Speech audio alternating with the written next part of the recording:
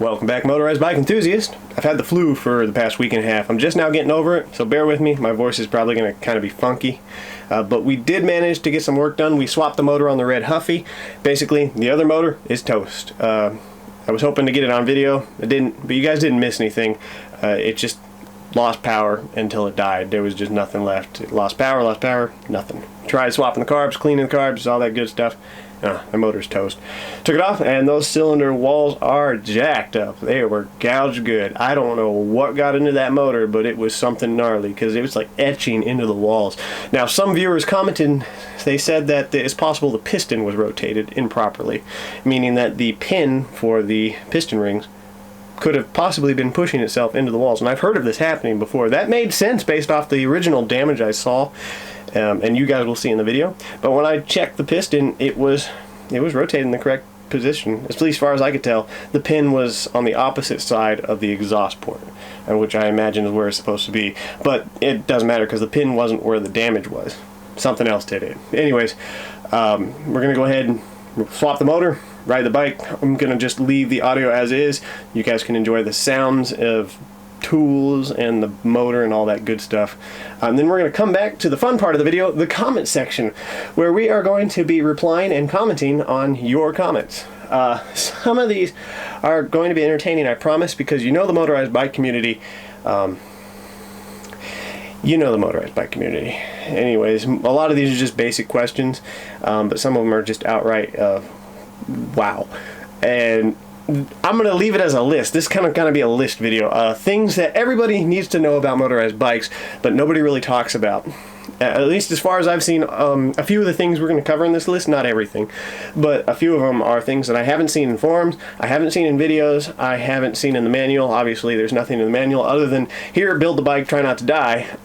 Yeah, I just haven't heard of this stuff, so enjoy. I'll see you guys in a bit.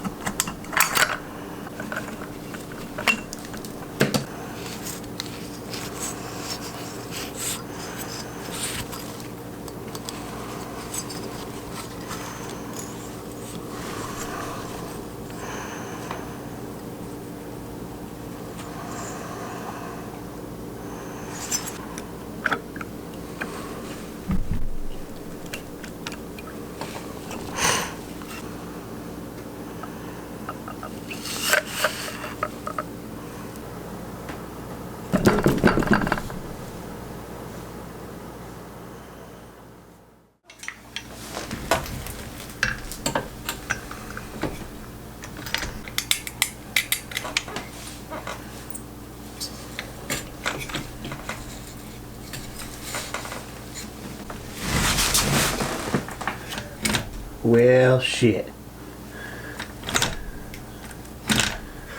This bike has more than paid for itself over the years. It's still got a good solid motor on it. And since the 4040 won't fit on the Huffy, because on the 4040 the lower mounting point is wider to allow it to easily slide onto most frames without using a universal adapter. And that's great, I actually really like that. It just so happens that in the case of the Huffy, it interferes with the crank. So I would have to add a spacer or use the universal adapter. So instead of putting the 4040 on the Huffy, where I would have to use a universal adapter anyways, I might as well just go ahead and use the seeutek, the first motor I bought, and we'll go ahead and retire this bike. We'll just use it for parts. This will be the first time the motor has ever been off this bike since I put it on originally, which means that's over 3 years.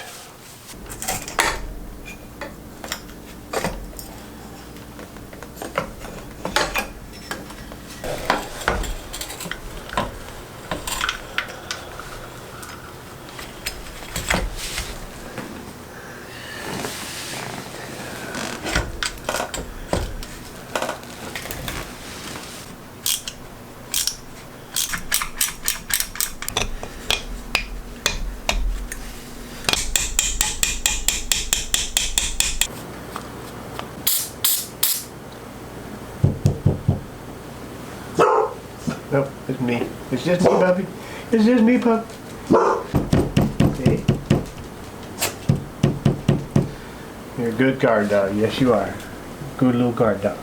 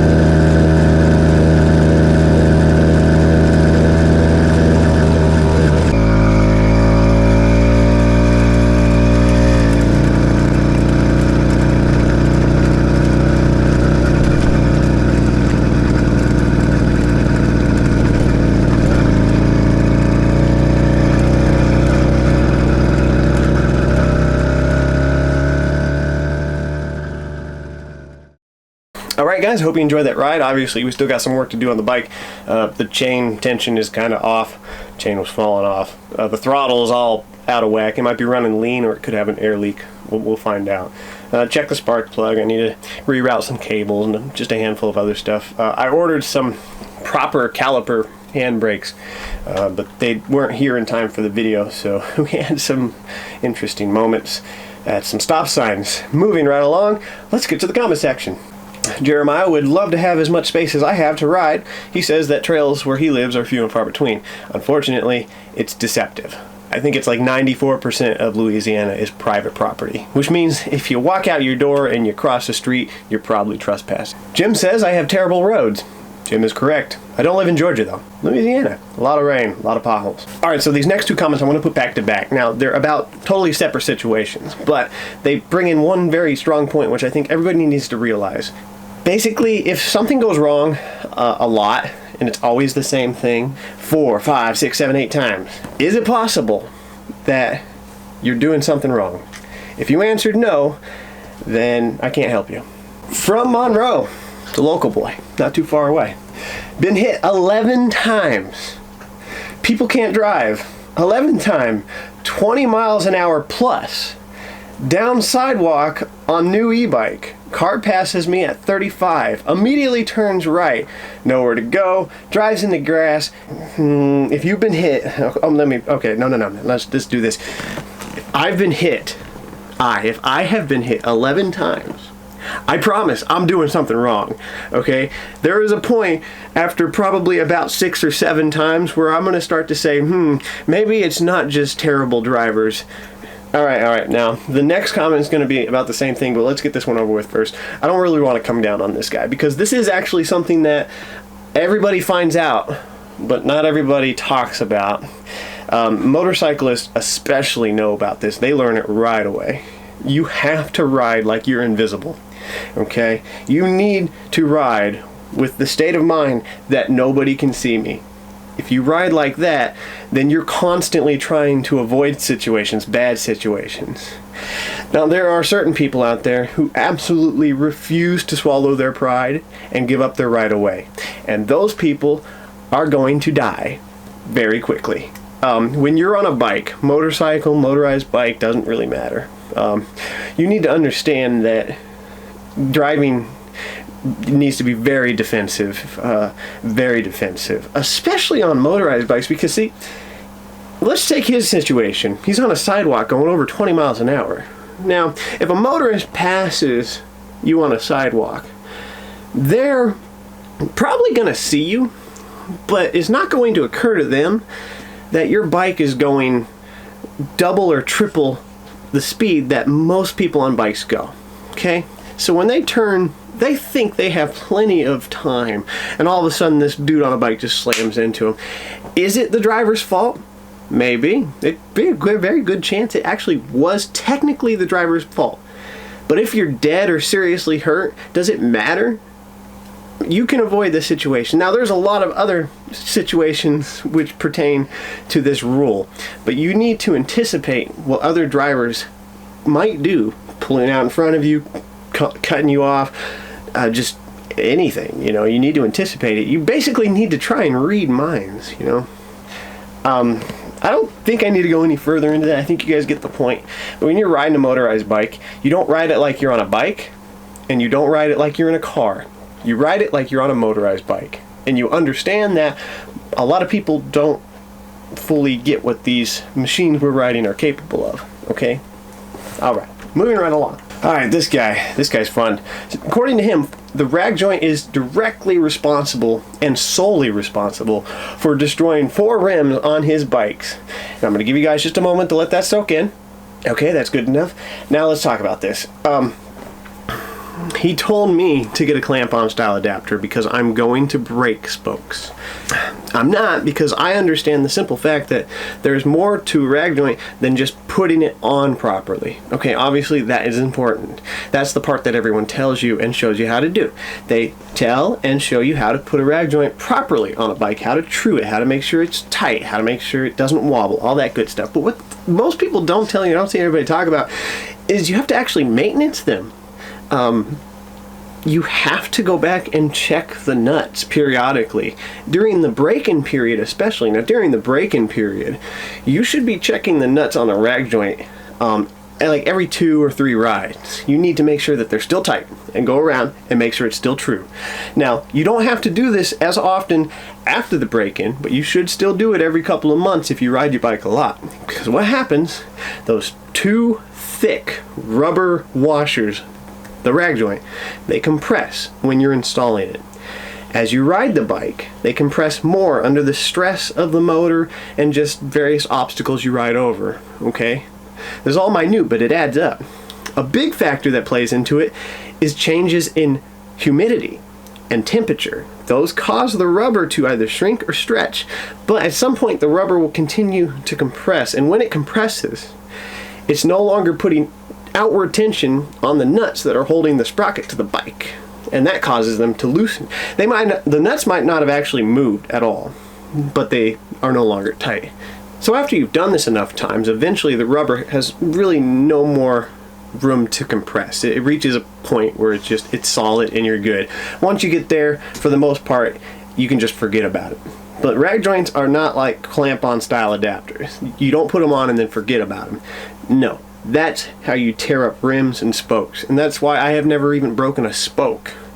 You guys know the Path Dragon, my trail bike, 27.5 inch, tiny little spokes. I ran the rag joint on that thing for 8 months. I rode it all the time on trails, and you guys saw and can go see through some pretty gnarly stuff. Never broke a spoke, never came out of true, because I maintenanced it. It was as simple as that. Now eventually I did replace it with a clamp-on style adapter because you guys would not stop bugging me about it. But I only did that because I was curious and bored.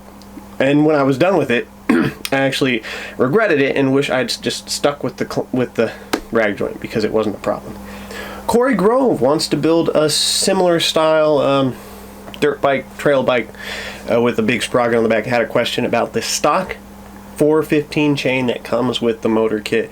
Will it wrap around the 56.2 sprocket? Now, I cannot say this with absolute certainty, but I do not remember ever having to add links, so I believe the answer to that one is yes. Can't guarantee it, but I think the stock chain is good on almost all bikes. Now, the exception would be longer bikes. So, if you have like a 26, 27.5 like I do, you're probably fine. 29 inch, you might have to add a few links. Pim wants to know what's in my bag when I go to work, like my parts bag on the bike. Basically, extra inner tube, air pump, patch kit, little patch kit, tire levers. Not because I really need them, but because they come with the heavy-duty inner tubes, so I just throw them in there. Extra spark plug, magneto, CDI, a pair of pliers, crescent wrench. I have needle nose pliers as well. A multi-tool with a Phillips flathead screwdriver and a number of other Allen bits and torque keys, and I think that's pretty much it. If I missed something, I'm sorry, but that's what's always on my bike when I go for extended ride. Jacob says the motorized bike community is growing fast. Yes, it is. I've noticed that ever since I bought my first motor. The videos just around that same time, about 3 years ago, on motorized bikes, just been flooding down YouTube. So that's awesome. But he brings up something that you guys need to check out. Fort9 just posted 2 videos about motorized bikes. Thank you, Jacob. Because of you, I actually went and saw those, and they're absolutely amazing. A lot of you are probably familiar with Fort9. They do a lot of motorcycle videos, but they did 2 videos on motorized bikes. I'm just going to say it. They are absolutely the best motorized bike videos that not only have I ever seen, but that I probably will ever see. Just their build video alone, their short little, I think it was like a 6-minute build video, is more entertaining than anything I've ever put out. And then their main video, I think it was like 15 minutes, they took it up a mountain. And they're really good at making videos, guys. I mean, they could make watching paint dry look entertaining. I don't know how, but yeah, go check them out. And let them know LA Hubbard sent you. Jim, I think it's another Jim, could be the same Jim, I don't know, or I don't know if we did a Jim. Anyways, a Jim is asking how I keep from getting wet when I ride through water.